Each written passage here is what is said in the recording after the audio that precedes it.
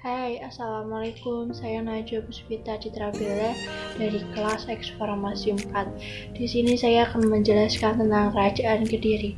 Langsung aja, cekidot.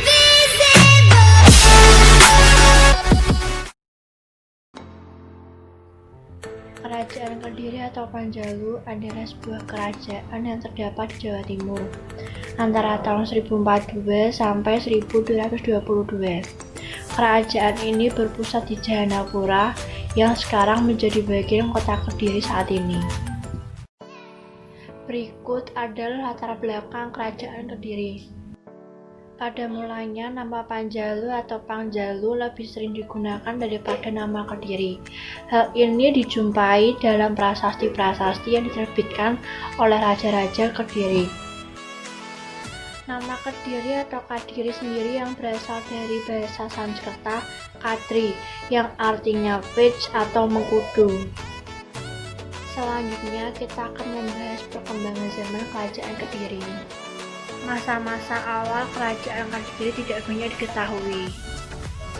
Sejarah Kerajaan Kediri mulai diketahui dengan adanya prasasti Sirah Keting tahun 1104 atas nama Sri Jayawarsa. Pada masa pemerintahan Sri Jayabaya, inilah Kerajaan Kediri mengalami masa kejayaan. Pada tahun 1059 Masehi yang memerintah adalah Samarut Sahe. Baru pada tahun 1104 Masehi, Kerajaan Panjalu sebagai rajanya Jayawangsa. Kerajaan ini lebih dikenal dengan Kerajaan Kediri dengan ibu kotanya Dahe. Pada tahun 1117 Masehi, tampil Bhameswara sebagai Raja Kediri. Prasasti yang ditemukan antara lain prasasti Padelegan dan Panumbangan, yang isinya sangat penting untuk pemberian status perdikan untuk beberapa desa. Pada tahun 1135 Masehi, tampillah raja yang terkenal, yakni Raja Jayabaya. Di kalangan masyarakat Jawa, nama Jayabaya sangat dikenal karena adanya ramalan atau jangka Jayabaya. Dan yang terakhir, raja yang terakhir di Kerajaan Kediri adalah Kerajaan Kertajaya atau Dandang Gendis. Masa pemerintahannya terjadi pertentangan antara raja dan raja pendeta. Hal ini dikarenakan sifat Kertajaya yang sangat berlaku sombong dan melanggar aturan adat. Hal ini memperlemah pemerintahan di Kerajaan Kediri. Para Brahmana kemudian mencari perlindungan kepada Ken Arok yang merupakan penguasa di Tumapel. Pada tahun 1222 Masehi, Ken Arok dengan dukungan kaum Brahmana menyerang Kediri. Kediri dapat dikalahkan dengan Ken Arok.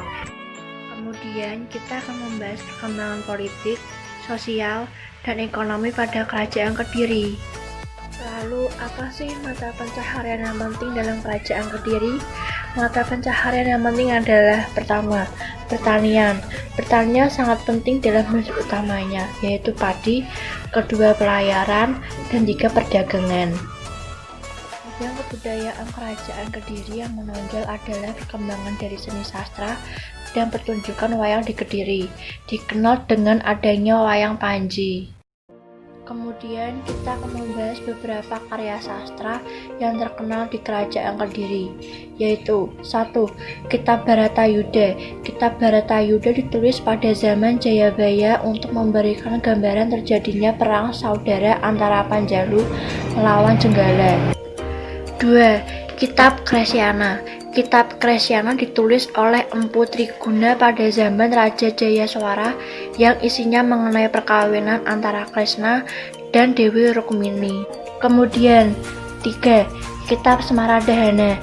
Kitab Semaradhana ditulis pada zaman Raja Kameswan oleh Empu Darmaja yang isinya menceritakan tentang sepasang suami istri Semara dan Rati yang menggoda Dewa Siwa yang sedang bertapa. Kitab Lubdaka. Kitab Lubdaka ditulis oleh Empu Tanaku pada zaman Raja Kameswara yang isinya tentang seorang pemburu bernama Lubdaka. Kerajaan Kediri runtuh pada masa pemerintahan Kertajaya dan dikisahkan dalam Pararaton dan Nagara Kretagama. Sekian dari saya, jika ada tutur kata yang kurang mohon dimaafkan. Wassalamualaikum warahmatullahi wabarakatuh. Dadah.